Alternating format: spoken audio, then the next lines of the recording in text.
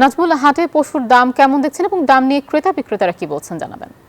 আপনাকে ধন্যবাদ। আপনি যেমনটি বলছেন, এই মুহূর্তে রয়েছি আমি সাভারের পৌর এলাকার যে গ্যান্ডার যে গরুর হাট, সেই গরুর হাটে আমরা দেখেছি এখন কিন্তু যে ছোট বড় ও সব ধরনের গরু মহিষ ছাগল সবই কিন্তু এখন পুরাপুরি এসেছে এবং গরুগুলো কিন্তু আপনারা দেখতেই পাচ্ছেন যে গ্যান্ডার যে পৌরসভার যে পশুর হাট, সেই পশুর হাটে কিন্তু গরু বেচা কেনা শুরু হয়েছে এবং একই সঙ্গে কিন্তু যে এখানকার যে গরুগুলি কিন্তু সবচেয়ে এই বাজারে কিন্তু সবচেয়ে ছোট গরু কিন্তু আমরা দেখেছি সংখ্যায় অনেক বেশি এবং এবং এই যে গরুর হাটে কিন্তু আপনারা দেখতেই পাচ্ছেন যে গরু কিন্তু আপনার রয়েছে এবং প্রচুর গরু আসতে শুরু করেছে। একই সঙ্গে কিন্তু যে পৌরসভার যে গরুর হাট, সেই গরুর হাটে কিন্তু বেচা কিনা এখনো পুরোদমে শুরু হয় নাই, তবে ব্যাপারীরা বলছে যে একটু দাম বেশি তারা চাচ্ছে, বলছে যে খাবার এবং ওষুধপত্র দাম বেশি হওয়ার কারণে আসলে মূলত তারা বলছে যে এই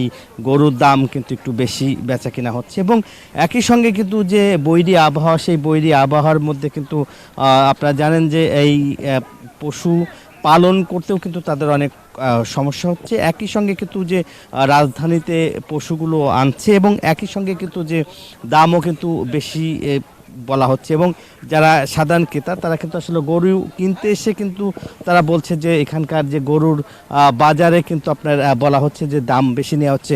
কয়টা গরু নিয়ে আসছেন এবং গরুর দাম কেমন? এবং এখনো বেচা কিনা শুরু হয়নি, তা গরুর যে দাম দেখা যাচ্ছে যে বেচা কিনা হবে কিনা হবে এখনো বোঝা যাচ্ছে না।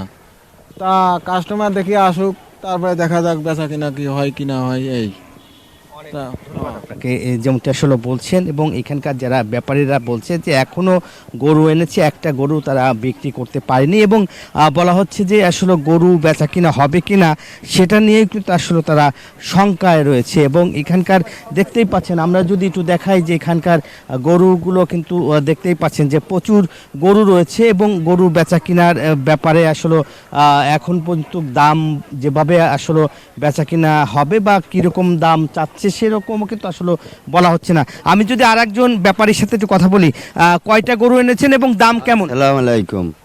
18টা গরু আনিছে, এখনো কোনো খদ্দের নামই নেই আটে। অনেক ধন্যবাদ আপনাকে। যেমনটা আসলে বলছেন যে 18টা গরু নিয়ে এসেছে, এখন পর্যন্ত একটা গরু কিন্তু বেচা কিনা হয়নি বা দামও এখন পর্যন্ত কঠে নাই। এই ছিল আমার কাছে সাভার পৌরসভার গ্যান্ডার বাজারের সর্বশেষ খবর। ফিরে যাচ্ছি স্টুডিওতে।